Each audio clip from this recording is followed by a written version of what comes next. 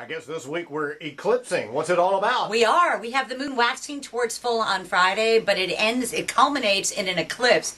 And it's the first eclipse on the Aries-Libra axis. So it's kind of momentous because it's going to be sort of a harbinger of things to come over the next year or so. So wherever that energy impacts you, you can expect that to continue. So for Libra, which is the sign that we're still in, it's about them versus their partner. It's about them either solidifying a partnership, coming to some kind of arrangement, and it's not necessarily a marital partnership, but it's any kind of intimate one-to-one relationship. The negotiations reach some kind of conclusion by Friday.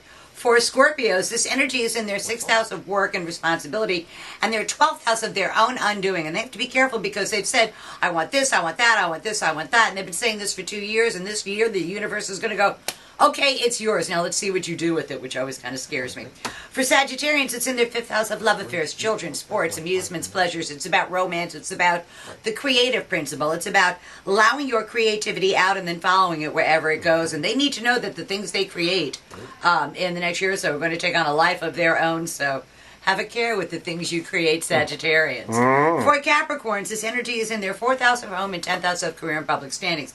Capricorns have gotten into their career field kind of very seriously, and now they take this energy and they can see the kind of strides they can make and what job they can end up aspiring to. For Aquarians, it's in their 3rd house of day-to-day living, and that the pace of their day-to-day living picks up to near warp speed. They end up doing more things, but the objective here is to try and to take their work environment and make it into something they can manage their day-to-day living.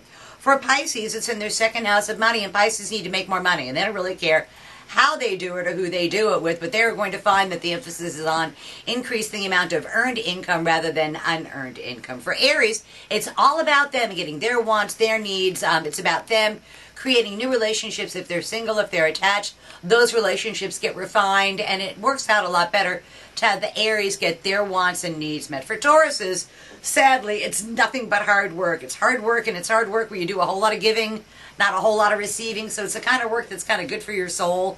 Not necessarily good for your pocketbook, but good for your soul. Yeah, Pat knows all about that at this point. Yeah, unfortunately, giving a little more than you get. For Geminis, it's in their 11th house of hopes, wishes, goals, and objectives. And for the Gemini, it's going to take a group effort to bring the Gemini what the Gemini says they want. And the things Geminis have been trying to put into effect for 2 years, between December of 2010 and June of this past year, comes to be as a result of things that happen at this eclipse. For Cancers, it is in their 10th house of career and public standing. It's time for them to figure out what they want to be when they grow up professionally, and they need to take a serious look professionally at what they want to do, and they need to lead by example. Rather than waiting for somebody to appoint them, they need to step on up and get her done. And take a swing, exactly. For Leos, important matters at a distance, legal matters, educational matters, contracts, negotiations, but more importantly, matters at a distance come into focus for the Leo. They've been sort of nattering around, trying to take some kind of shape. Well, that gets solidified starting this coming Friday, and it'll take about a year to do that, but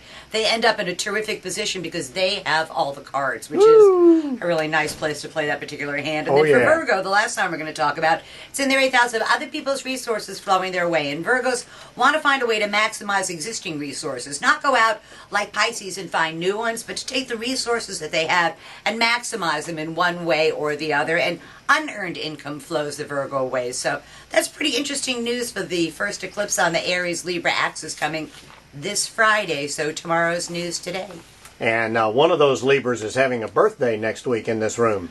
One of those Andrew, Libras. 2 Libras. And then Nikki's birthday is coming right after that. And I have to say, I am damn glad they both were born. That's my statement on that. You and me both. You're here. See you next week. Always a pleasure.